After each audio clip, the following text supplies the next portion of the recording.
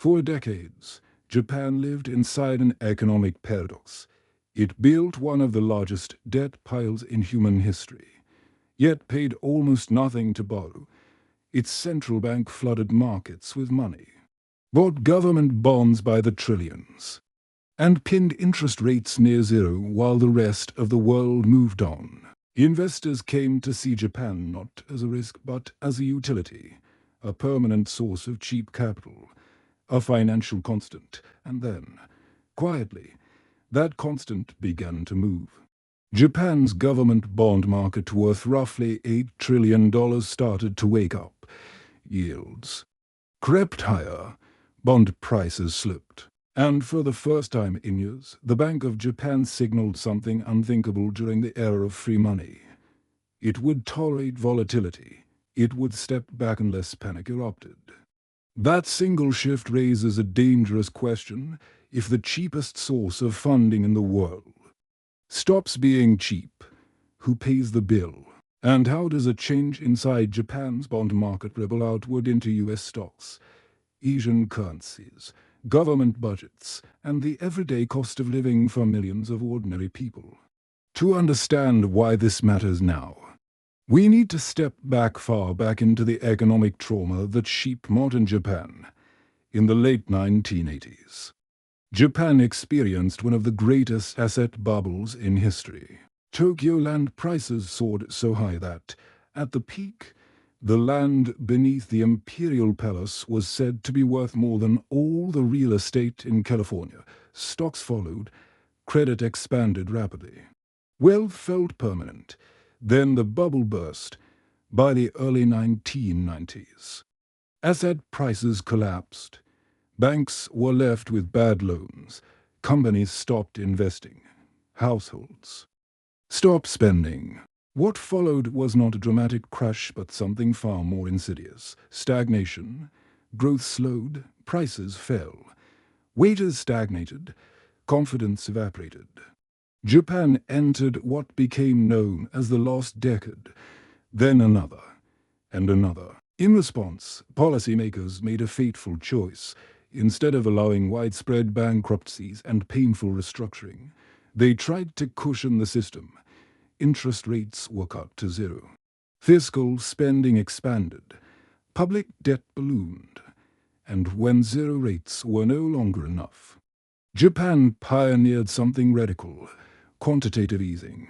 The Bank of Japan began buying government bonds at an unprecedented scale. Eventually, it went further, introducing yield curve control, or YCC, under this policy. The central bank didn't just influence rates. It dictated them. The BOJ promised to cap long-term bond yields at around 0%. Buying unlimited bonds if necessary to enforce that ceiling. For markets, the message was clear. Volatility would be suppressed. Bond prices would be protected. Japan's government debt, despite reaching more than 250% of GDP, would remain safe. This decision reshaped global finance, with yields at home crushed. Japanese banks, insurers, and pension funds searched abroad for returns. So did hedge funds and global investors who discovered a powerful trade: borrowing yen at near zero cost, then invest in high-yielding assets elsewhere. This became known as the yen carry trade.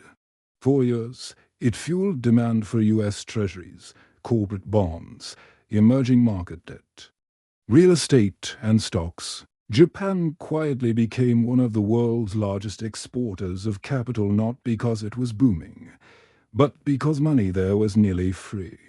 Entire portfolios were built on one assumption: Japanese rates would stay low forever. But economies don't exist in isolation, and slowly, pressures began to build. Global inflation returned after the pandemic. Energy prices surged, supply chains fractured, and even in Japan, long the poster child for deflation, prices began to rise. Wages, after decades of stagnation, showed tentative growth. Suddenly, the BOJ faced a dilemma it had avoided for years: maintain ultra-loose policy and risk collapsing currency, or normalize policy and risk destabilizing the very system it had protected. For a long time, the BOJ chose delay, but markets are patient until they aren't. As inflation persisted and global interest rates climbed, Japanese government bonds began to feel mispriced. Investors questioned whether yields near zero still made sense. Pressure mounted, and eventually, the BOJ loosened its grip, allowing yields to move more freely. That's when the bond market began to stir. 10-year Japanese government bond yields climbed to levels not seen in nearly 2 decades. Bond prices fell, and suddenly, institutions that had treated JGBs as riskless assets faced losses, at least on paper. For banks and insurers holding vast quantities of bonds, this mattered. Even modest yield increases translate into large price declines when portfolios are massive. Balance sheets tightened. Risk management assumptions were tested. But the real danger wasn't just domestic. Japan is not just a borrower. It is a cornerstone of the global financial system.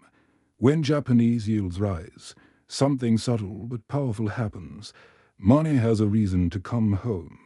If investors can earn more by holding Japanese bonds without taking currency risk, then the incentive to keep money abroad weakens. Capital that once flowed outward begins to reverse. That reversal can hit foreign markets hard. US Treasuries may see reduced demand. Emerging markets that relied on cheap funding may face higher borrowing costs. Asian currencies can come under pressure as yen strengthens and carry trades unwind.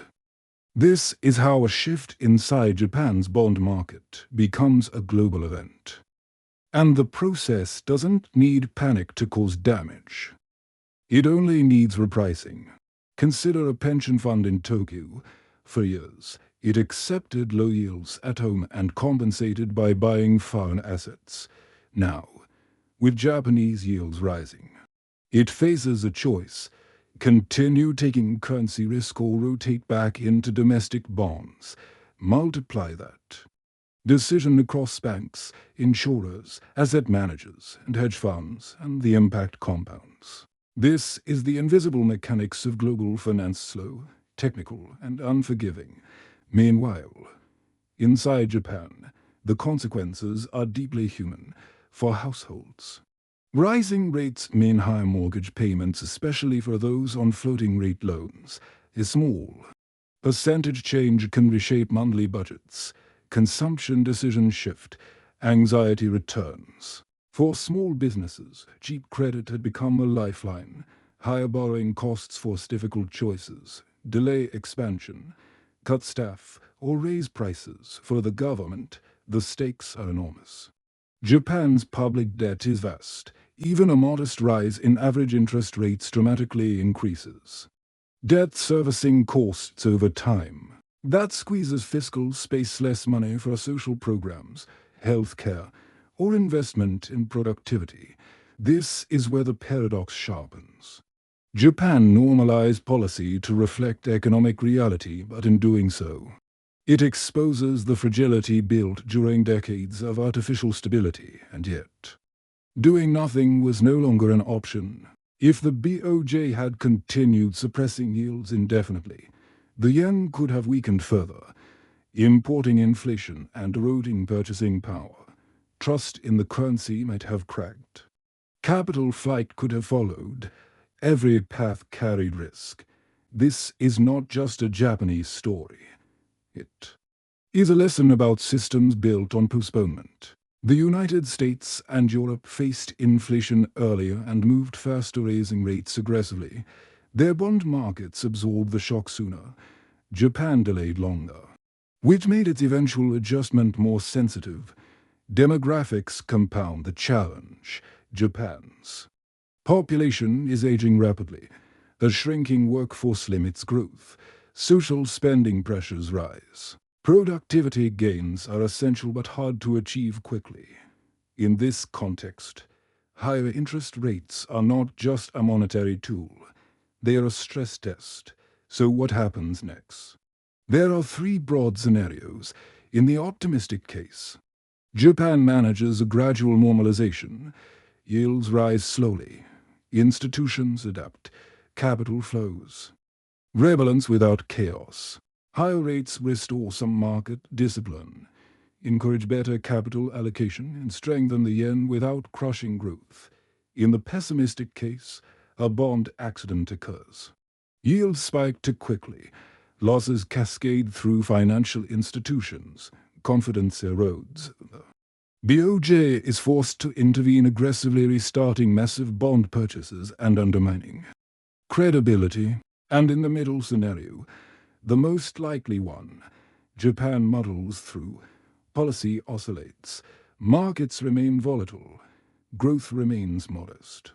The world adjusts to a Japan that is no longer a permanent source of free money, not fully. Normal either. Each path carries global implications, because Japan's shift forces are broader. Reckoning, the era of universally cheap capital is ending. For decades, economies and investors adapted to a world where money was abundant and risk was dampened. Asset prices inflated, debt accumulated, structural problems were deferred. Now, normalization is exposing those trade-offs. The question is not whether pain can be avoided, but how it is distributed. Will households bear higher costs while asset holders are protected? Will governments reform spending or rely on central banks to mask imbalances again? Will markets relearn how to price risk? Japan's bond market is not just waking up.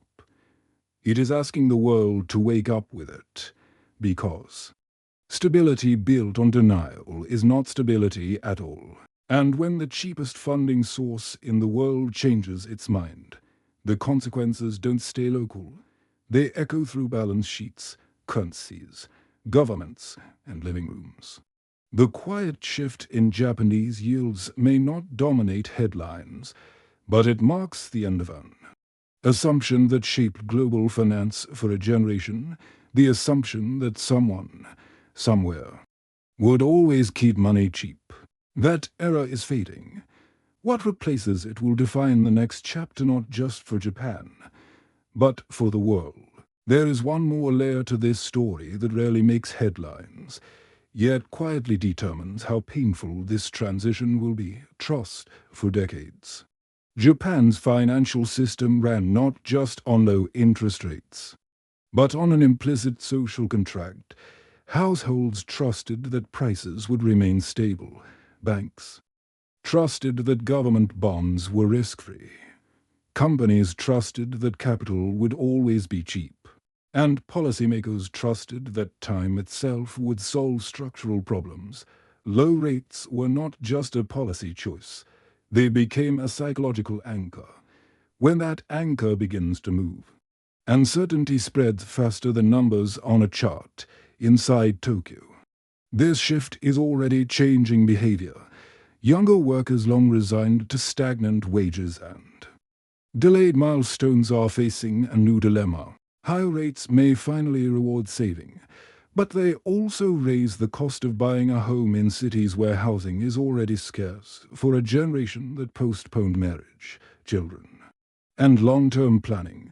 Normalization arrives not as relief, but as another recalibration of expectations. For retirees, the picture is equally complex. On paper, higher yields offer something Japan hasn't seen in years: income from safe assets.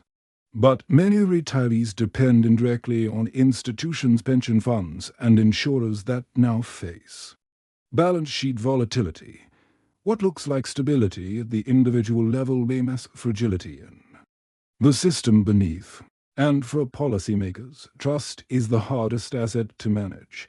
If markets believe the Bank of Japan will always step in, risk-taking resumes and distortions deepen. But if markets believe the voyage has stepped back permanently, volatility can spiral. The central bank must convince everyone that it is serious about normalization without proving it too convincingly. This is the tightrope. Globally, investors are watching closely. not because Japan is about to collapse, but because Japan represents the final unwinding of an era. Europe tested normalization first. The United States followed with speed and force. Japan, by delaying longest, is now the last pillar adjusting, and late adjustments are rarely gentle. If capital flows reverse more sharply, emerging economies could feel pressure almost immediately. Countries that relied on foreign borrowing to fund infrastructure, housing, or consumption may see currencies weaken and debt servicing costs rise. These effects won't originate in Tokyo boardrooms, but they will be traced back there. This is how global finance transmits stress, not through intention, but through incentives. At its core, Japan's bond awakening is a reminder of something deceptively simple. There is no free lunch in economics, only deferred costs. Ultra-low rates bought time. They softened downturns. They preserved social cohesion. But they also allowed inefficiencies to persist, productivity to lag, and demographic challenges to compound. The bill was not erased. It was postponed. Now, as rates rise, that bill comes not all at once, but persistently. The real question is not whether Japan can survive higher interest rates. It can. The question is whether societies, markets, and governments are willing to adapt to a world where money has a price again. Because adaptation requires trade-offs. It requires admitting that some business models were only viable under artificial conditions, that some asset prices were inflated by policy, not productivity. That stability enforced along becomes fragility in disguise. Japan is not failing. It is adjusting late, carefully, and under immense pressure. And in doing so, it offers a preview of what many other economies may face next.